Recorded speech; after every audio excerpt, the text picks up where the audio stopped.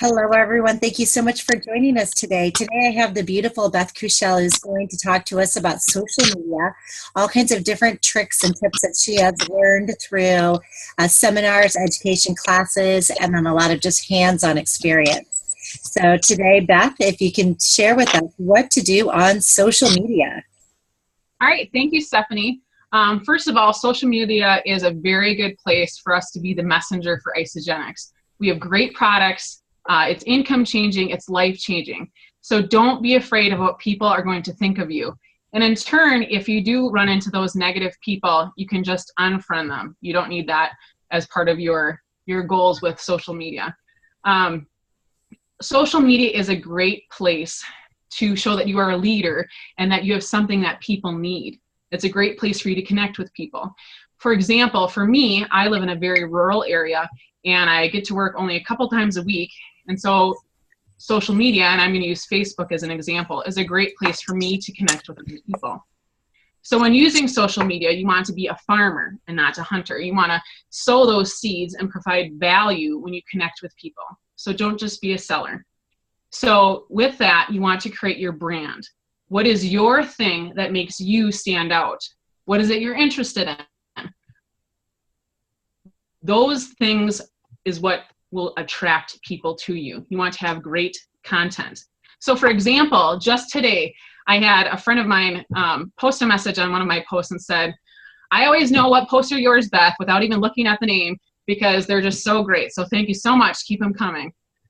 So for example, when you post, you don't want to do a novel. People don't have time to read that much stuff. And you just want to give them a little taste to get them curious. And so usually just 2 sentences will get the job done. Another point, don't use the word Isagenix. Isagenix is not your brand. It's just something that's part of your life. So don't do the whole Isagirl or Isagenix for life or direct posts from Isagenix sites. Because when you do that, people are going to research it on their own. They're going to look it up on Google, or they might find it on Amazon, and anyone can find a negative review online. So you want to have your life and your post be the positive review that they can actually physically see. So in your post, you want to be mysterious. You want the people to come to you. When you don't create this curiosity, and when you post direct things about Isagenix, people are going to be less excited to learn about it or to meet you in person about the products. So are you looking for inspiration?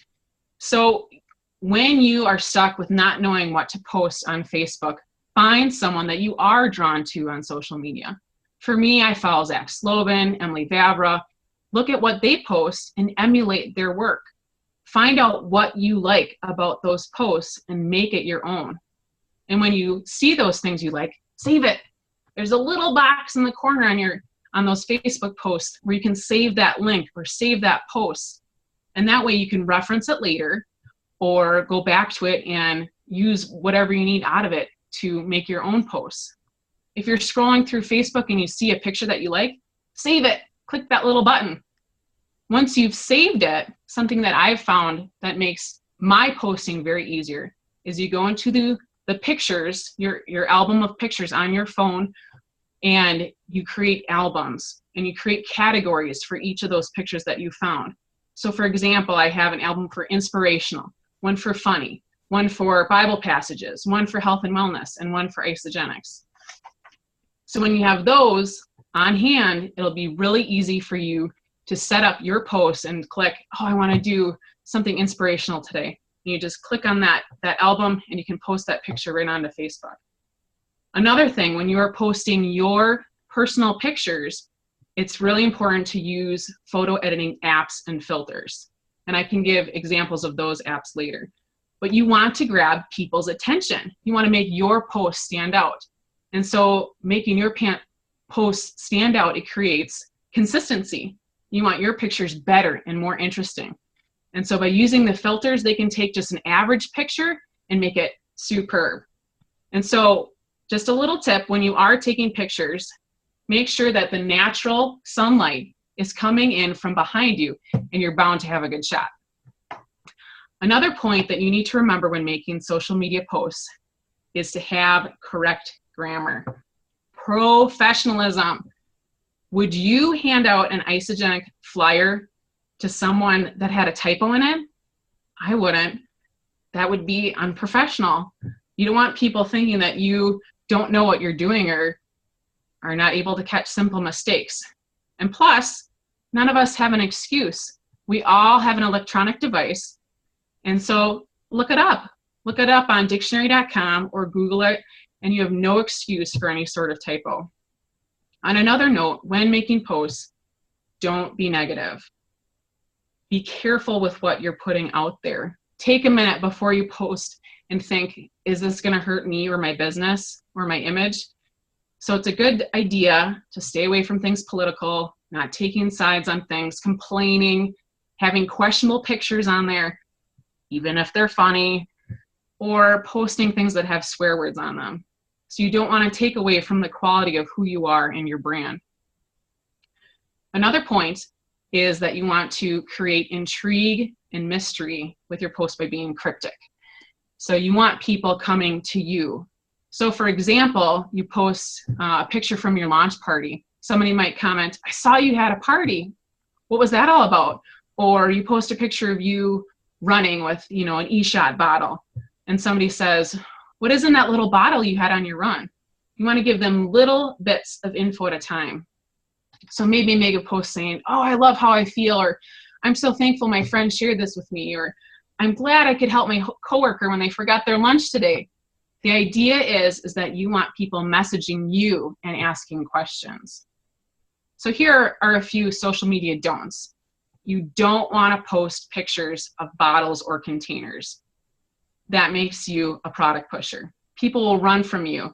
I'm sure all of you can think of that one person who constantly posts about products or keeps bugging you about their company.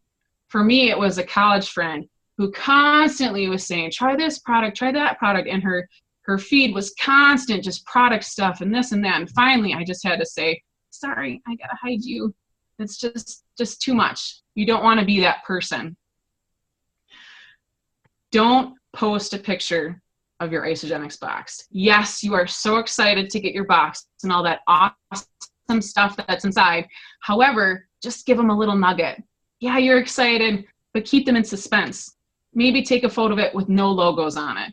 And then tell them how excited you are about your future weight loss journey, or the fact that you get to share these amazing things with your family members and friends. When making posts, keep in mind not to post headless transformation pictures. We all love the Transformation Tuesdays, but when people look at it, they're gonna say, is that really the same person? Is this fake? And they're gonna doubt what Isogenics actually does for people. So with that point, you need to remember to be compliant.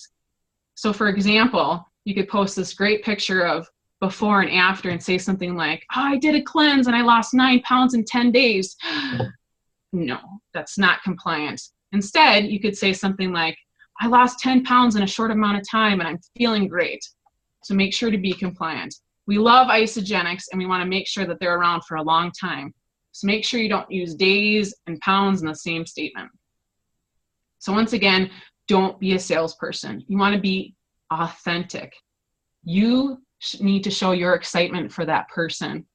Think back to how you felt when you first started and how you felt after your transformation. And that's what you should put when you put transformation pictures on your page. Here's a couple social media do's that you should definitely do. For starters, you do want to inspire. You want to teach people how to dream big.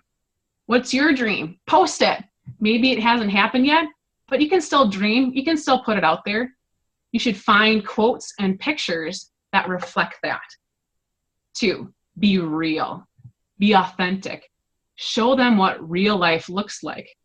It's not always all this fancy stuff and all this weight loss and all these great things. Sometimes bad things do happen. Sometimes you have a rough day, but use it. Use it to show people who you really are. Have the family pictures. Have the everyday life posts. And if you have that bad day, then use it as a way to have a good post. For example, There was a post I saw of this woman who, awful day, her kids were sick, she was on the verge of being sick, but she had this picture of her shirt that says, "Jesus loves this hot mess." And she used a filter, and it was great. And people liked it, and it just showed who you really are as a person. Another point, do photo editing. It's going to be great. It's going to help people look at your posts, and it'll grab their attention. And it's easy because there are lots and lots of apps out there. All you need to do is find one and try it and see if you like it or not.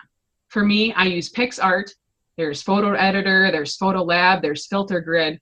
Just search for photo editing and you're bound to come up with lots of different things that you can use. And another point, be funny. I personally love funny posts because it lifts other people up. There's so many other negative things out there in the world that why not put the stuff in there to help brighten people's lives? So have puns, have jokes, have silly pictures of yourself. You know, when you take a selfie, and it